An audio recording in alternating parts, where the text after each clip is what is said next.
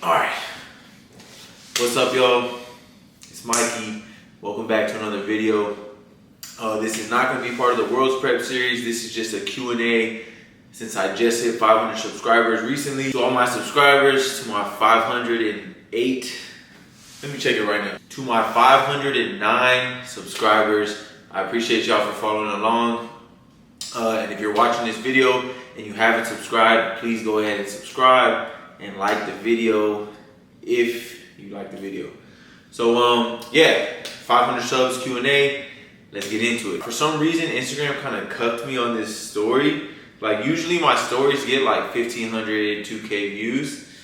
And I guess because I didn't post anything interesting before this Q&A, like it was just a link to another YouTube video and then this Q&A came up. But I only got like 600 views, so not a lot of questions to choose from, but we're gonna do about 10 of them. Let's get started. This is from somebody named Juju on that beat. She said, tell us cool things about your wife. As y'all know, or maybe don't know, because she hasn't really been on the channel too much, I am married, a beautiful woman named Juliana Sanchez. One cool thing about my wife is she owns an El Camino. I forgot the year, it's old.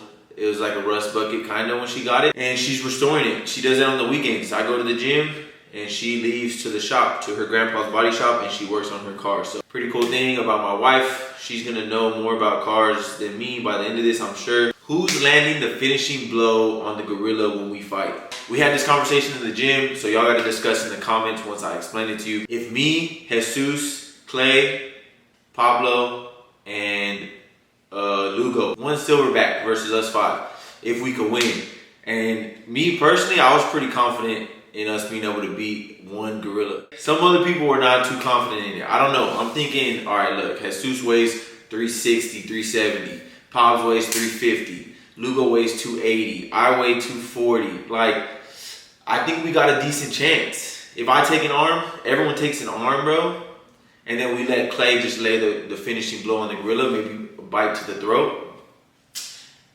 I think we might handle that. I don't know. Discuss in the comments if us five specifically, not no regular humans, if us five could handle one silverback gorilla. Somebody asked, Brian Rono, he asked, what keeps you going? So for me, it's pretty simple. I don't have like this big, super deep reasoning. I started lifting weights when I was about 13 years old and fell in love with it. And I've been doing it ever since. Like there's not really anything in the world, even like fun shit, partying, drinking, all the fun shit that I've done and like I used to partake in, none of it makes me as happy as just going to the gym and training. As much as people love to call it discipline, and I am disciplined in certain areas of my life for training and to be a better lifter in terms of eating, sleeping, scheduling, working my way around my training sessions. But in terms of just going to the gym, that's less discipline for me and more just like, this is what I want to do. This is what brings me enjoyment and fulfillment. That's what keeps me going. And I feel like if you find something that you enjoy doing that much, then it doesn't really take something to keep you going. You know what I mean? There doesn't have to be some exterior motive for why you're doing it. It's just like you love to do it. Ace Jello, it's my boy Angelo. Oh, he said, congrats on the new house. Kids in the near future? And the answer to that is no. Economic Lifestyle asks, best accessory for bench that's not regular bench. Do you do Larson press? Me personally, I do not do Larson press. My ROM is on the shorter side. So I think for me personally, close grip bench is really good. It increases the ROM. It's obviously very similar to the comp bench in terms of like very specific accessory. The only thing you're changing is the grip, but it's still a bench press. So for me, I would say close grip bench press. This is another one of my guys, Caleb Slaughter, asked why and how you got to know Joey Flex. So I got with Joey Flex really early on. I mean, he had been coaching probably for a few years. I really don't know exactly what his timeline was. But when I was in college, equipped lifting was like the main thing in college powerlifting. So my freshman and sophomore year, I didn't even have the option to compete raw. Right when I decided at the end, after my 2017 Nationals, which I ended up getting second place in, I decided I wanted to go raw. I was done with the equipment. I was tired of the training sessions, how long they were. I was just tired of it. So I was like looking for a raw coach. And I saw that Joey Flex coached John Hack. Who else did he coach? I think that was the main person. Honestly, I just saw him on Instagram, and I saw that he was like doing really well and coaching a lot of good people. But I think that was right after he exploded with the John Hack versus Brett Gibbs at Worlds. And I was just starting to keep up with raw powerlifting, because before that, everything was equipped. Like, all the big names were, at least from my side and my point of view, all the big names were in equipment. And the only like raw guys I knew were untested dudes, like Eric Lillibridge, Dan Green, those dudes. But other than that, all I knew really was equipment. So I found Joey Flex. I worked under him for 3 years. And then just like good timing, after I finished school and after I was like kind of searching for a job, he hit me up and asked me to join the team as a coach. And yeah, we just built our relationship over the years. Ever since then, nothing like specific happened besides me just hitting him up for a coach, and then him asking me to be on the team. Forklift Billy asks, favorite recovery keys, rituals the day before heavy singles. I hate to be that guy, but it's gonna be a boring answer. Like, for recovery, I try to eat good. I hit my protein every single day. That's like a non-negotiable. I will not go to sleep unless I hit my protein. If I gotta drink 3 scoops of protein with Fairlife at night to hit my protein, like, I'm gonna do it. But for the most part, I hit it throughout the day, every day. I stay on my water. I do try to get micronutrients in. I'm eating my fruits, eating my vegetables, shit that just makes you feel good, and eating foods that digest well in my stomach. And I get 8 hours of sleep. That's it. I try to do that every single day. The other stuff, like in the past, I've taken Epsom salt baths. I've taken ice baths. Those are like the tiny little things that might move the needle just a tiny bit, but the main mover of the needle is your food and your sleep. Obviously, stress outside the gym plays a big role as well. I'm very blessed with what I do. I work from home, so that's not like a thing for me.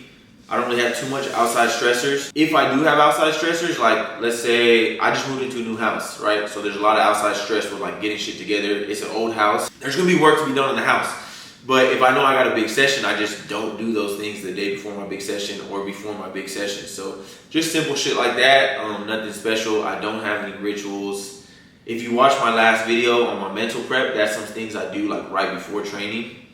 Just like running through lists in my head, saying that little mantra to myself. But in terms of day before rituals, got nothing. Based on what you know now, training wise, what would you tell your younger self? I would have got a coach way sooner. Way sooner. I started training consistently. I started training when I was a freshman in high school. Like, I was lifting weights, but not consistently. But like going into my junior year of high school, I started training consistently. And I did that by just finding programs online, and like certain people helped me out. When I got on the team at UT, they helped me out. They sent me a program. But I never had a one-on-one coach that I was like paying to help me. And that was like 6 years. I went that way for 6 years, just jumping program to program. And I didn't really think you needed a coach, because I got pretty strong that way by myself. Well, not by myself, but with the help of these other people, but never really having this one-on-one coach. I do think, not that I wasted time, but I spun my wheels a lot. I spun my wheels a lot in those years. And so when I see these younger kids coming up and they got coaches at 19 and 20, or like even younger, like 16, 17, 18, I wish I had someone to put me on the right track so that I didn't spin my wheels so much in those early years, and I could have got strong a lot faster. I would also tell myself to stop hopping program to program. I know people say this a lot, but it's a real thing. I would like do a program and I'd make great progress off it, and I'd be like, okay, I'm done with that, like what's next? And I would never just stick to what I knew worked and do it over and over again. Nico Vase, I'm not really sure how to say it, said, how often do you do ascending sets, and for what movements do you like them? Joey never programs ascending sets for me specifically. Like, he never says like do ascending sets here, but he'll give me ranges, right? So maybe he'll say like do 3x6 at 7-8. So like the range is, I want these in the 7 to 8 range. Me personally, I usually try to start that first set off conservative. The reason why I do this is because a lot of people, like, you'll hit your top single or you'll hit whatever, and then you'll hit that first back down set, and if you overdo that first back down set, it's just harder to gauge after a single, like, what does the weight need to be for this first back down set. But if you like take that first set conservative, you could still be in that 7-8 range that Joey gave me, but then that gives you room to go up for the next set, and then maybe even room to go up for another set. And so that's kind of how I use ascending sets personally. It's not ever like, okay, I'm gonna do ascending sets today. It's more like, hey, I'm gonna take my first set on the back downs conservative, and then I'll see where I'm at from there. And a lot of times it ends up to where I do ascending sets because I keep adding weight, and the sets are in that range. And then if it turns out that first set was too easy, I just won't even count it at all. And I'll just keep working up that way. And that kind of just helps me find perfect weights for the RPE so that I'm not overshooting and then I'm not like killing myself on that first back down set. I got this question a couple times. It says, do you plan to go back to USAPL after Worlds and Sheffield passes, or are you going to stay PA? And for me, the goal was always to win a world championship, right? Always. That's been the goal since, well, once I got in USAPL, which was back in 2013. I did my first USAPL meet. Then from there on, the goal was always to win a world championship. I went to Junior Worlds, I got second place. So I got that experience of Worlds, I got a taste of it, but I didn't win. So since then, that's still been the goal. Like, so even when the Fed split and everyone decided to go their separate ways, my goal was still to win a world championship. So that's what I'm doing, that's why I'm here. If I win a world championship, which is what I'm trying to do in 2 weeks, then things are gonna change a little bit. It kind of makes my decision a little bit harder, right? And I have been liking the idea of going up to 242 pounds.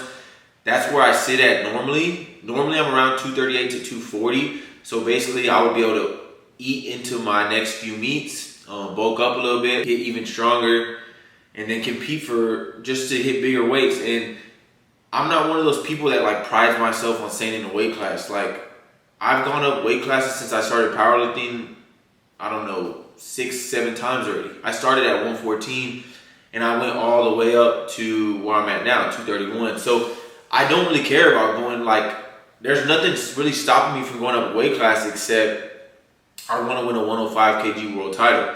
But once I win that 105 kg world title, then I really opens my options up to where maybe I could go up a weight class.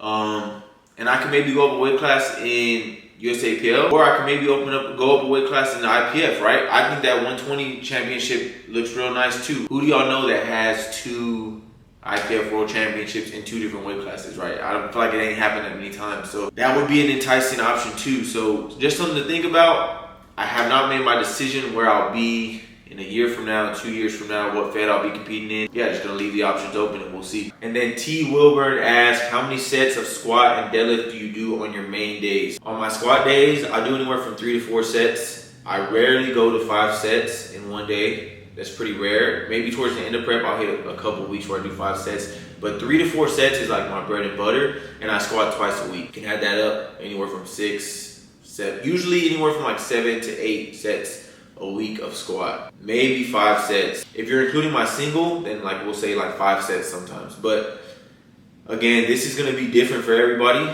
Everyone needs a different stimulus in order to progress, right? Some people, like I know super heavyweights, obviously Jesus, Pops, they probably do like 3 to 4, maybe 5 sets a week because they only squat once a week. And then I know other people that need like 9, 10, 11, 12 sets a week to get better. So it really just depends on the person. But for me, 3 to 4 sets, sometimes 5 on squats.